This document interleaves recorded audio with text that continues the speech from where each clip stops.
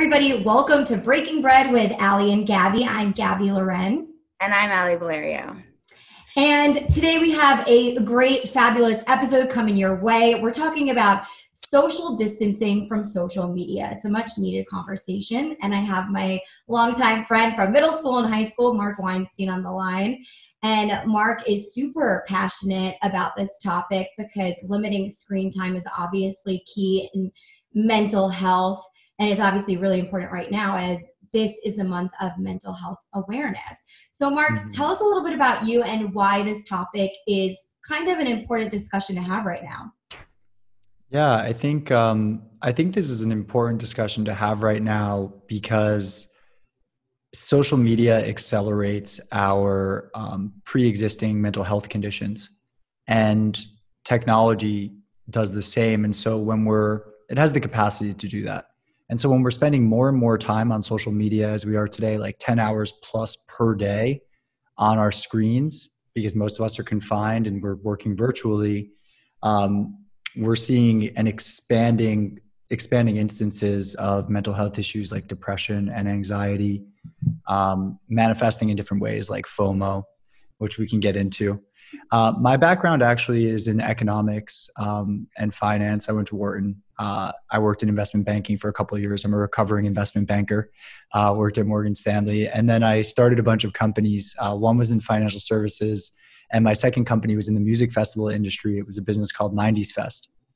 And 90s Fest led me down this interesting path because I started helping other festivals and other startup companies raise capital, and festivals do logistics work. And one of the festivals that I worked with was the Fire Festival. And so there was this, whole kind of social media storm around Fire Festival that evolved as the whole thing kind of burnt to the ground, let's just say. And I was there on the island witnessing it all happen. And it was also social media that built Fire into this, desirable event in the first place because they paid influencers, $250,000 each to come and model for a video shoot about what the festival would look like, and sold this dream. And so after working on that festival, I was reflecting on what had happened. And I wrote this piece on whether or not we're all like Billy McFarland in the way that we interact with social media. Most of us don't present the whole picture of our lives online. It's an avatar of ourselves. It's me at the beach, or me looking really fit, or me saying something really vulnerable, or me saying something really smart, or a beautiful sunset. And at that time, my view was if we were all a bit more honest or shared more of ourselves on social media, just like the whole picture, then I think that it would have a positive impact on our collective mental health. So I went on to write that. And then I started my own podcast called Look Up, which started in the wake of the Fire Festival documentary, which added more fuel to this crazy, tiny little music festival that was only like a couple of thousand people. And it was an interesting experience being on a Netflix documentary. And I wanted to focus that energy on something that could be productive and helpful. And so when I started Look Up, it was, the whole concept is we're looking down at our phones all the time.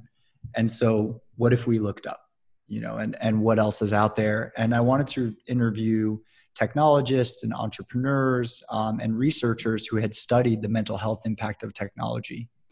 And the podcast has expanded out since there because I get bored easily and I wanted to focus on some other subjects. And, I care about mindfulness and meditation and yoga and all these things. And they are all tied together in that it's what tools and knowledge can we share with one another to help us live healthier lives? And I think of health in multiple categories. We have our physical health, we have our mental health, we have our emotional health, we have our spiritual health, and now we have our digital health. Mm-hmm. And so, I like to cover all of those subjects on the show with it having started at digital health and social media. So It's a long answer, but.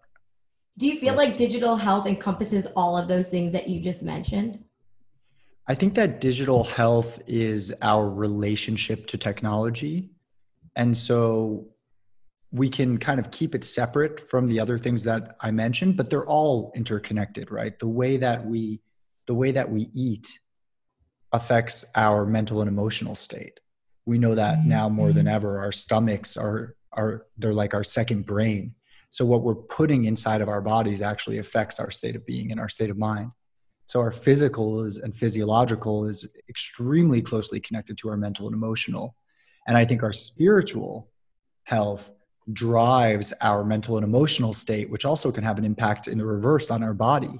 If you're feeling depressed, you might not be breathing fully, right? You might start to eat foods that have a negative impact on your body and actually cause you to gain weight. And that leads to this spiral, the classic, Austin Powers, I don't know what kind of language we can use on the show, but Fat B, the character from Austin Powers, he says, I eat because I'm unhappy, and I'm unhappy because I eat. And it's just this circle. So they're all connected. And in the way that our digital health is connected, just check in with your body after going through an hour of mindless scrolling on Instagram, right? It's happened to me before, and it happens all the time. I'll be thinking about that next thing that I'm going to do. I'll pick up my phone to respond to a message. I won't look at the clock, and then an hour will have gone by, and I've been scrolling through Twitter, Instagram, Facebook, and whatever other feed I can get my hands on. Rabbit hole. And, and then you just mentally feel foggy. You can feel jealousy, unhappiness. And we can get into this later, but there's also the way that social media is built is to keep us coming back for more. And the emotions that keep us coming back happen to be emotions that trigger us: sadness, jealousy, envy, anger, fear, right? And so this is what I call, and what others call, the lizard brain. It's kind of like our base fight or flight emotions that social media activates. And so, yeah, these different categories of health, I think, are intimately related. But the reason I say at first that we separate them is because we can tackle our relationship to technology as its own category, just as we can focus on our diet, and we know that diet will have a positive impact on all the other elements of our health. We can focus on our social media and technology use and know that will have a positive ripple through all the other elements of our health as well. Marc, I think this is so fascinating because we're currently in the state of Corona, right? So everyone's working digitally. We're Zooming, we're scrolling the social media. Like I do online workouts. So there are ways in which we can use social media for a positive effect too. What do you suggest to people right now when everything is online?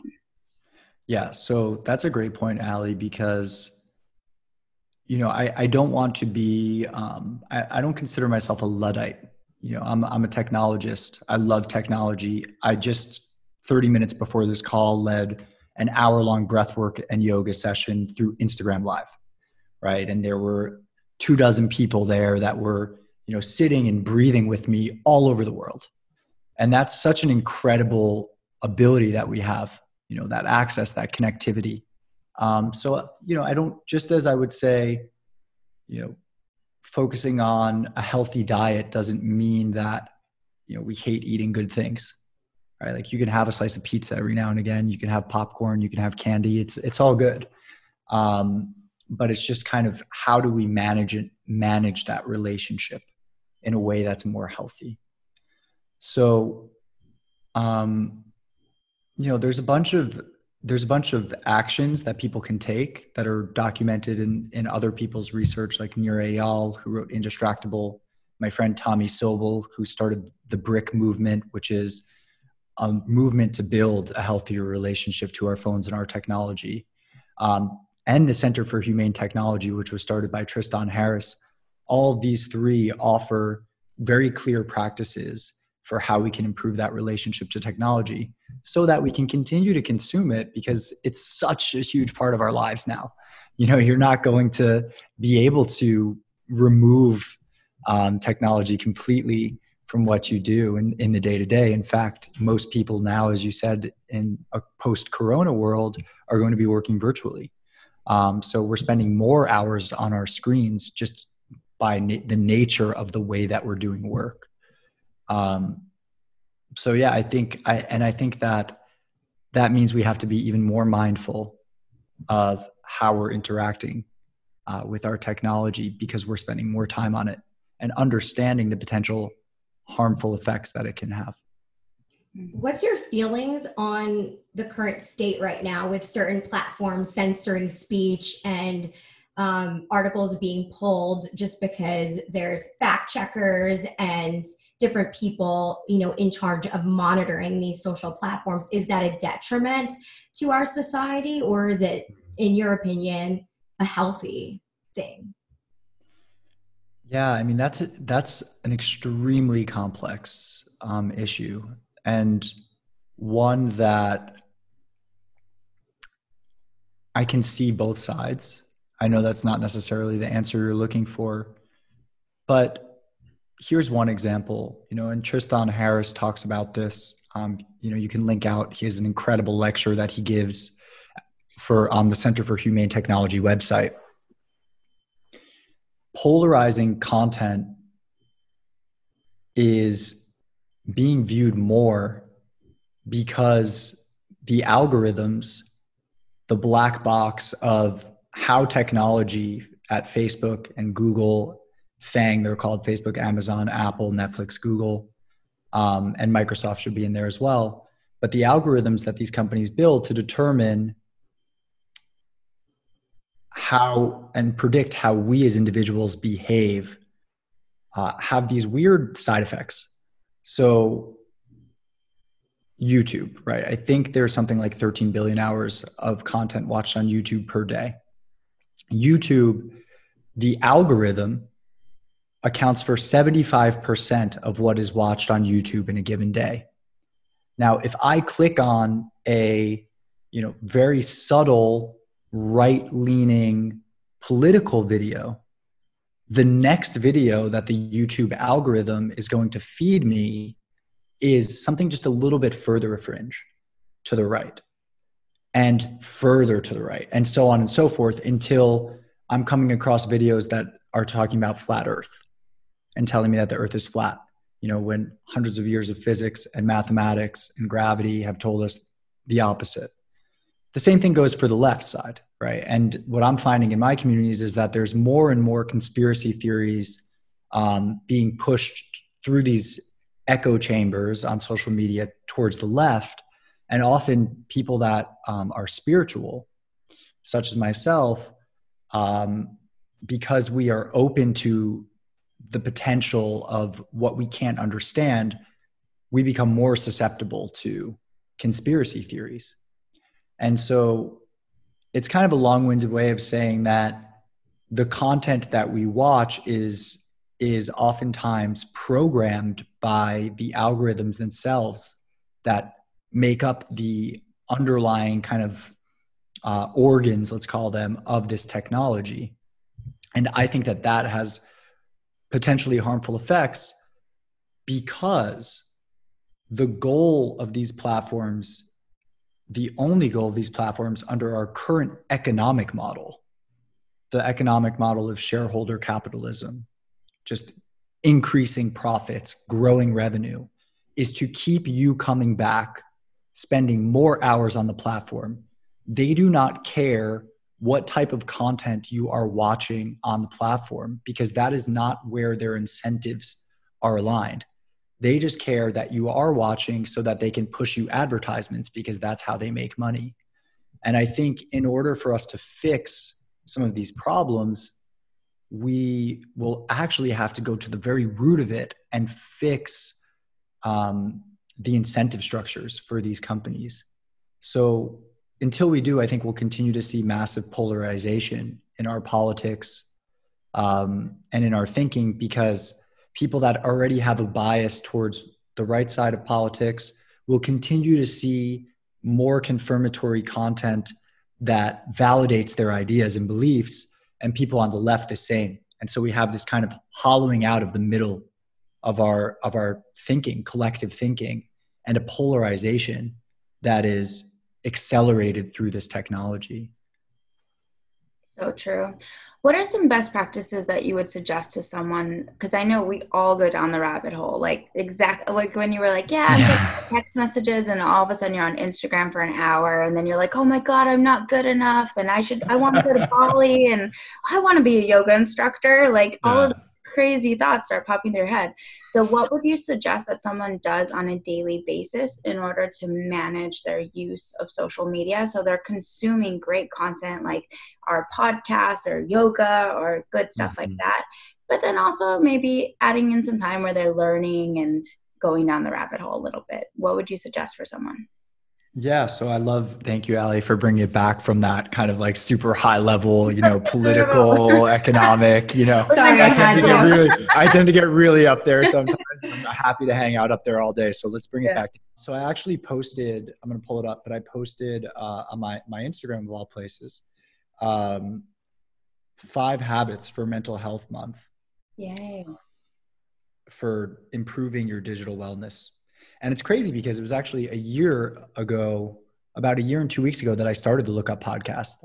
I launched it on May 1st, 2019 for Mental Health Awareness Month. Thank you.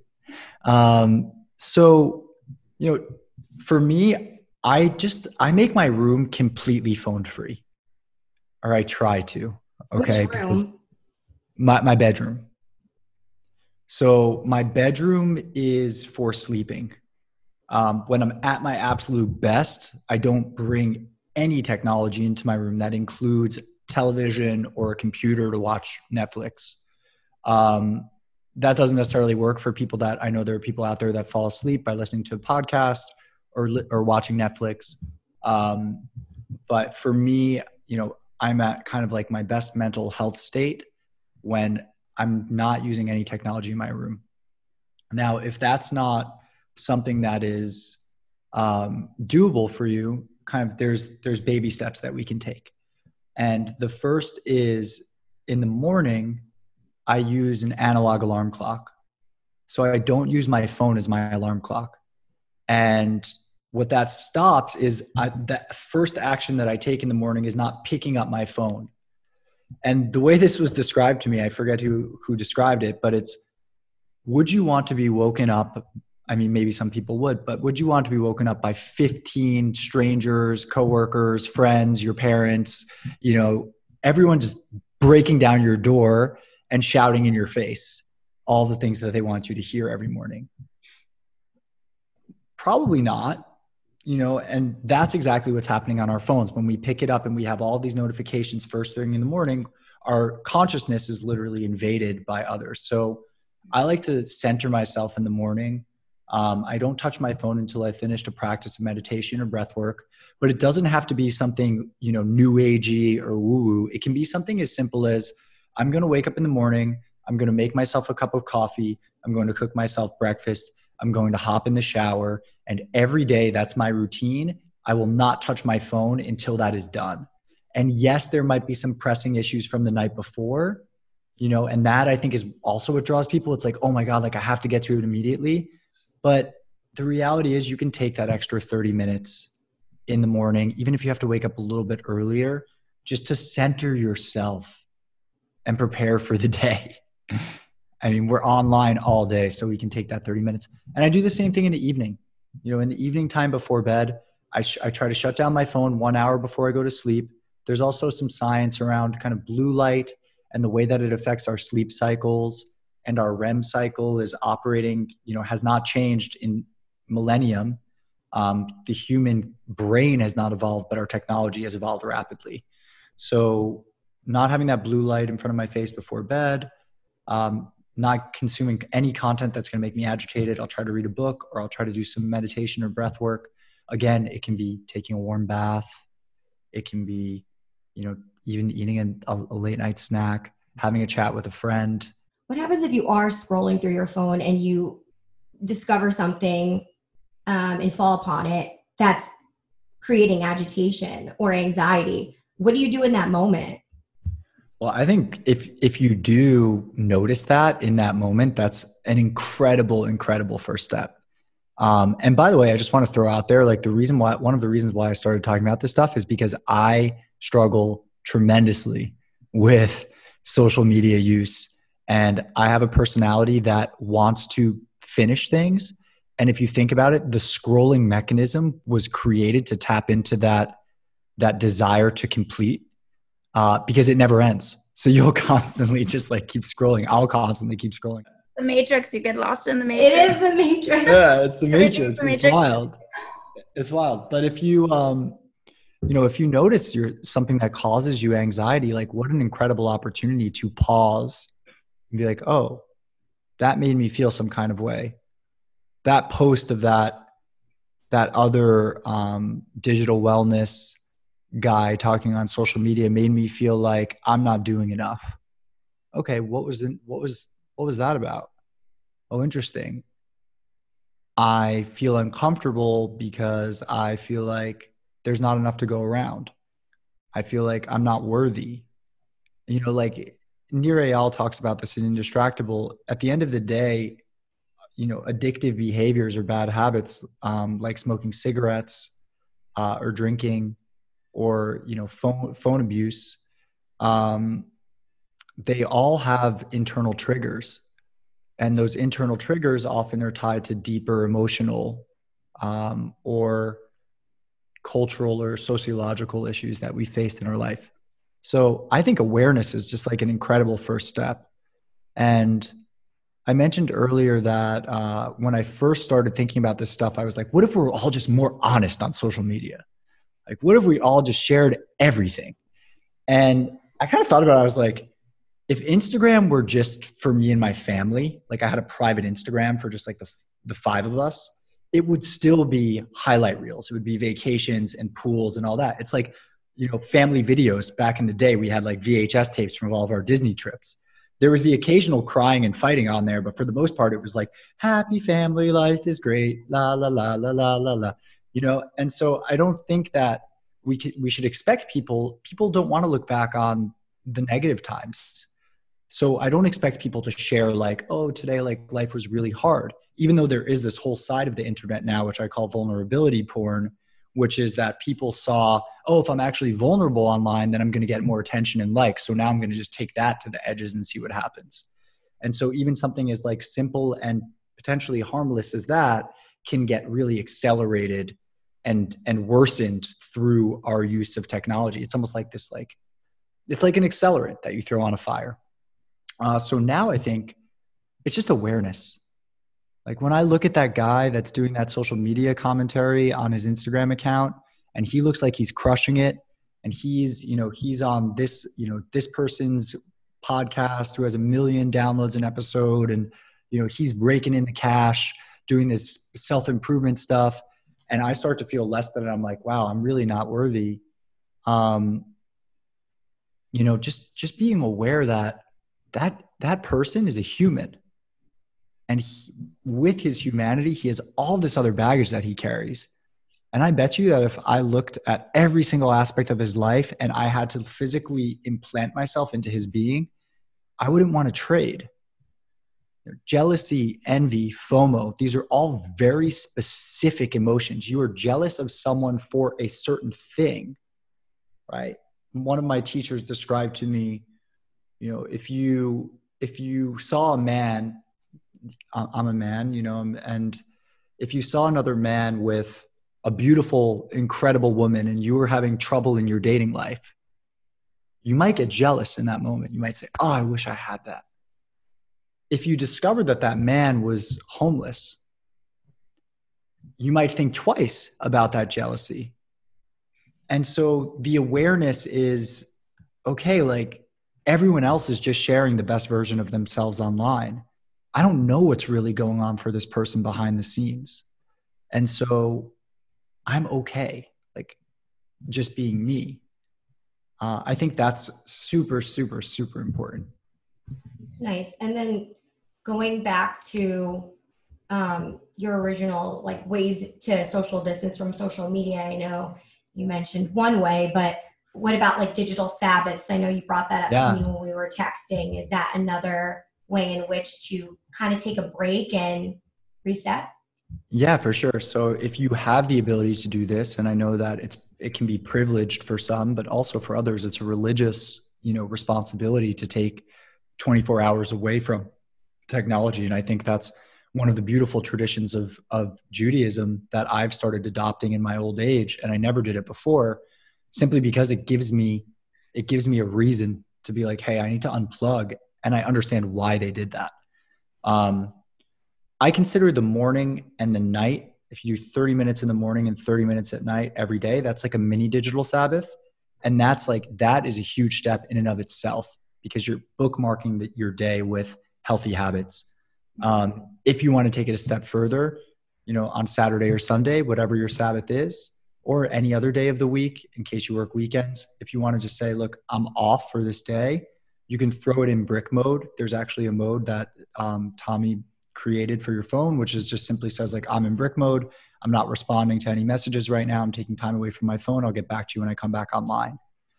And it's really just kind of reconditioning those in our social circles to understand and appreciate that it's not personal that you're not getting back to them. It's just that you're taking space for yourself. We live in this 24/7 always on culture where the expectation has become instant gratification of response whenever you reach out to someone.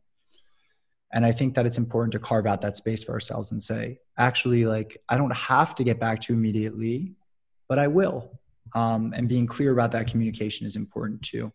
So those are some practices. And then on the flip side, another practice that is also something out of Nir Eyal's Indistractable, which I found really, really, really helpful, is I actually give myself set times throughout the day now where I'm like, this hour and a half is my Instagram time or my Twitter time or all my social media time. And I say, I know that my desire to go online and be connected with others is so deep within me that I'm going to go online. I'm going to go on Instagram. I'm going to go on Twitter no matter what. So what if I actually carve out an hour and a half, or maybe it's 2 hour-and-a-half sessions each day? That's like, this is my social media time. And then I'm consuming social media shamelessly. It's like, I don't feel the additional layer of guilt. That's like, oh man, I'm back on my Instagram when I should have been working on this research paper, or I'm back on my Twitter when I should have been doing these emails for work. I'm actually consuming it when I said I would consume it, giving myself the space to do so and enjoying it. Just like if I were going to have a cheat day in a normal diet where I'm allowed to have some ice cream, it's kind of the same type of thing. Interesting. I think time, I call it like chunking, like time blocking. So I agree with you too, Mark. Like for my clients, the first thing I have them do when they wake up in the morning is don't look at your phone, meditate for like 10 minutes. I have them do like a priming exercise, which is like visualization. What do you want to bring into your day? Then like taking a shower, like making breakfast or working out is like the best way to start your day. And then you can get into your emails. Because if you start your day just like letting the world impact your energy, it completely shifts everything. And I've noticed with those clients that they're like, wow, I'm less stressed. I'm less anxious. I feel more productive now when they're chunking the times that they're responding to emails or going on social media. And I 1000% agree with you too about like before bed, if we're watching the news or going on Instagram and comparing ourselves to other people and then we go to bed, we can't even go to sleep. So I just want to drive that point home that for everyone at home right now, we're consuming so much online. Chunk out the times that you want to learn, that you want to grow, that you want to post, and that you just want to mindlessly like have fun on social media. Yeah, I think it's also important to note that it doesn't end with social media. You still have a technological device in your hands that does other things. So how do you also limit your usage when you're just out and about, running your daily errands or doing a hike? Do you want to be pulling out your phone to take pictures of every single moment, or do you want to actually experience the moment? I think that's also another problem that's not necessarily social media related, but it's technology related. Yeah, absolutely. That's a great point. One of the other tips I was going to mention is make mealtime phone-free time. Like that is such a great opportunity. First of all, when we are unconsciously eating, our relationship to our food is weakened. We don't get full as easily. Eating under an environment of stress is not healthy for our digestion.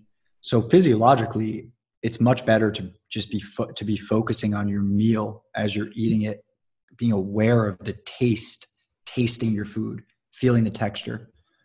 If you're by yourself, if you're eating with others, this is an opportunity to drop in with someone in your life, whether it be your partner or a friend or your family. Meal times can be such important times for connection. This is just like culturally, we break bread together, as this podcast is aptly named.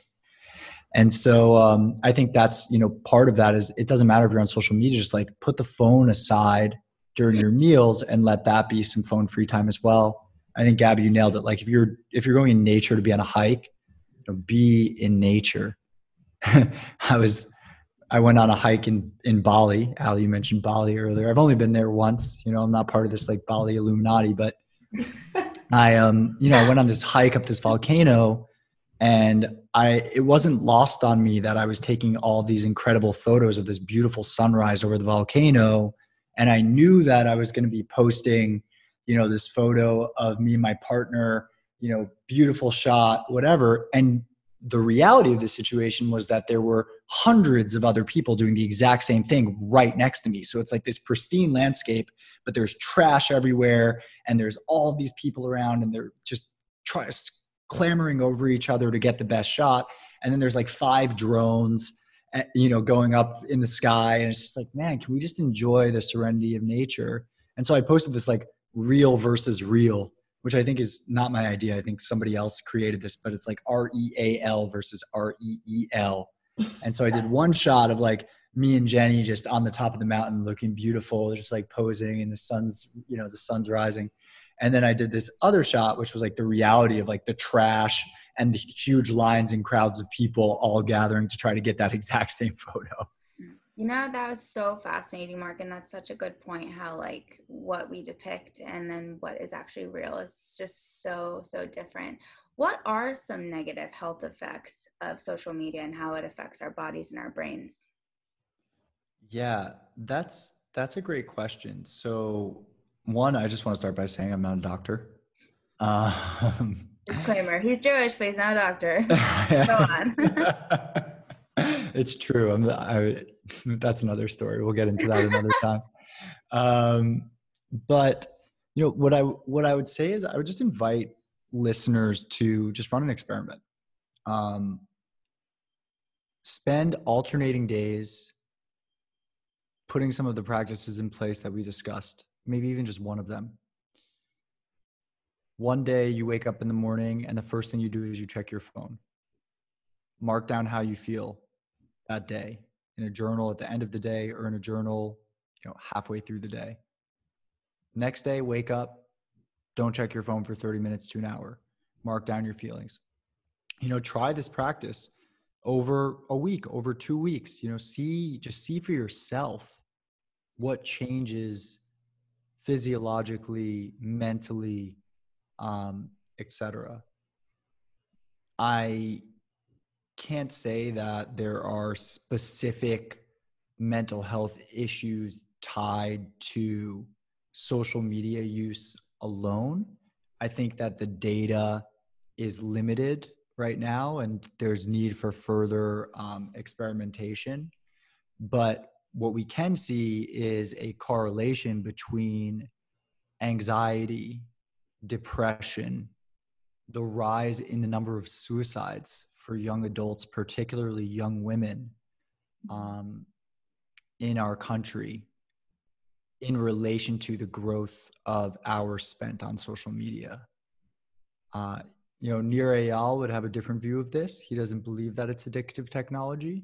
But someone like Adam Alter, who wrote a book called Irresistible, would argue that it is in fact a form of addiction.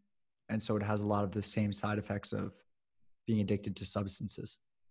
Yeah, I would agree actually with that. 100%.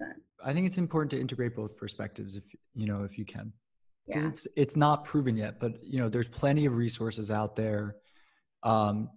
to go check into. And I've tried my best to cite and name some of them, but Brick, gobricknow.com, Nir Eyal's website, indistractable.com, or it might even be near and far /indistractable. And then the Center for Humane Technology.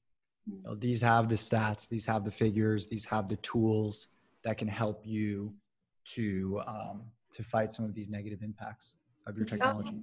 Self-analysis, though, I think is the most important thing that you're suggesting, because everyone is affected differently. So just start by analyzing yourself. Just like if you do an elimination diet, right? You take out the things that you maybe could have caused inflammation, you reintroduce them, you see how you feel. Same thing.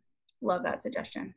Absolutely. And I think the analogy between food and technology use, it's a really helpful analogy. Yeah. Because that's why it is a form of health. It's digital health, digital nutrition. I interviewed a woman named Jocelyn Brewer on my podcast who coined that term, digital nutrition, because, you know, it's thinking about a holistic approach to our use of technology rather than saying technology bad, technology good. It's saying, okay, it's neutral. It's neither good nor bad, but how can we relate to it in a way that is healthy for us as individuals, as you said, Alie?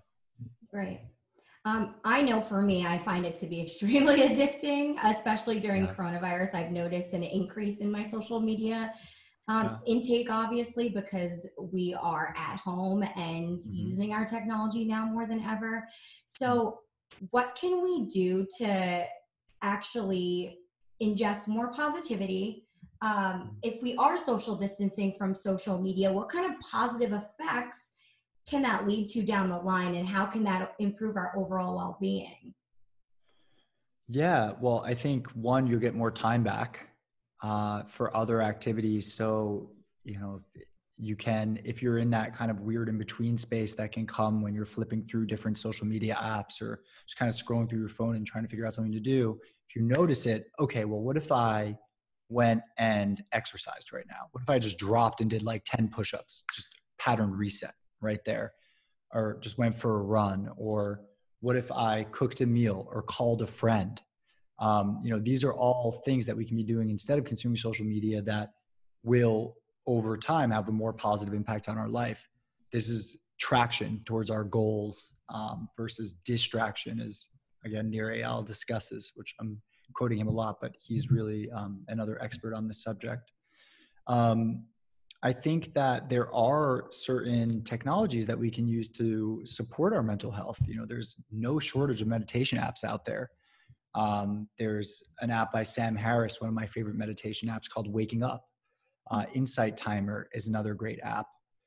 You can also really actively curate your social media environment so that when you are entering that online world, the messages that you're receiving are messages of positivity, love, abundance. You know, if you want those sort of messages more in your life, notice who are the types of people that you're following, what are they promoting, and sometimes even like for me, I'm in that field as well. So sometimes my coach recommended to me a comparison detox, which is he'll unfollow everyone that's doing something similar to him, because it gives him the opportunity to gain a clear perspective on what he wants coming from the inside versus what others are doing. Wow. And it's not like, you know, it's not like he dislikes the people or he thinks that what they're putting out there is bad. It's just like, oh, I feel myself getting pulled into the shoulds of what other people are doing. Oh, it's coronavirus. Everybody's creating their online course. Everybody's offering this, that, the other thing. I should be doing that. I should be doing more. You know, that's the type of pull that really works on me as an individual. So you can also check in with the emotions that are driving your social media use. One reason why people are using social media more now is because times are uncertain. We're afraid. You know, we've lost a lot of jobs, 30 million plus Americans without jobs. And when there's fear and uncertainty and doubt, we actually look to others for social proof of what the next best behavior is. This is something that I recently wrote about. Dr. Robert Cialdini wrote a book called Influence. This is an old book. This is pre-social media. This is pre-internet. but he describes the phenomenon of social proof and how we look to those that are similar to us, and we look to those particularly when things are uncertain to define our behavior. And this is a really great hack to make quick decisions. Like if a tiger is chasing us and everyone around us is running, probably the next best thing to do is run, not to be like, wait, why is everybody running? Are they running for the right reason? And then the next thing you know, you're dinner. That's why it's useful, but it can be harmful in situations, for example, when you're walking down the street and you're in New York City and you see someone on the side of the road who seems to be in pain or having a heart attack potentially, and you don't know if you should stop. Most likely you're not going to stop actually if all of the people in front of you look and don't stop, because there's this deference of responsibility. Anyways, I'm getting off on a random tangent here because No, I've I been thinking love about this. this a lot. But yeah, the idea of social proof, like what are we seeking in our social media use? And we typically like to engage with content that confirms our own beliefs. So I think checking in with the opposite view is always healthy as well. You know, I consider myself to be more liberal politically, certainly socially. But I'll check in with kind of, Drudge Report or Fox News every now and again, just to see, what people on the right are thinking, because in the end, we are all so similar. Our similarities vastly outmeasure our differences. But because of the way that this technology has been built and because of our own psychology, we're continuing to get pushed further and further apart, as we discussed earlier, Gabby. And so I think it's super, super important to check in with our own ideas, to check in with our own emotions when we're using this stuff, and to try to curate our environment in a way that is supporting us to be the best version of ourselves. Yeah. And I think in addition to that, we should also assign homework here to our viewers. I think that we should take the opportunity in any given moment when we're on social media to observe if we're engaging in negative behavior, negative speech, and try to be self-aware of it and make it better. Maybe don't put that comment out there if you think it's going to hurt someone's feelings or if it's going to be aggressive or create agitation. Maybe don't read those comments either. So I think the homework should be to really try to connect with your soul and because we're a spiritual podcast. So I think that working on yourself in times like this, acknowledging your behavior, your mindset, your beliefs, and making sure that you aren't hurting other people in the process and ingesting this negativity. I think it's really important for everyone's well-being and mental health. A big thing that I'm hearing from you too, Marc, is that we are the curators of our lives.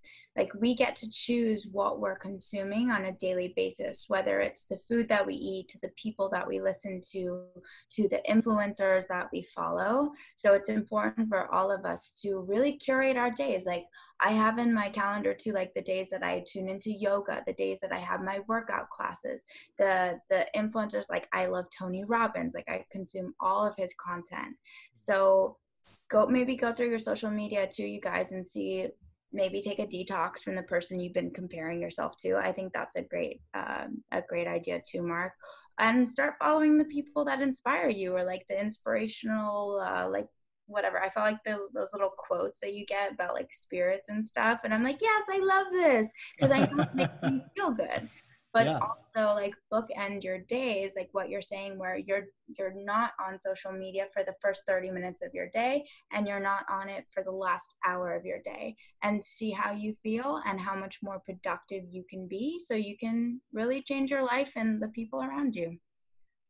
Yeah, absolutely. And these are simple steps. Simple's not always easy, but they're available to you. And just kind of, what is the next best step for me to take, one step at a time.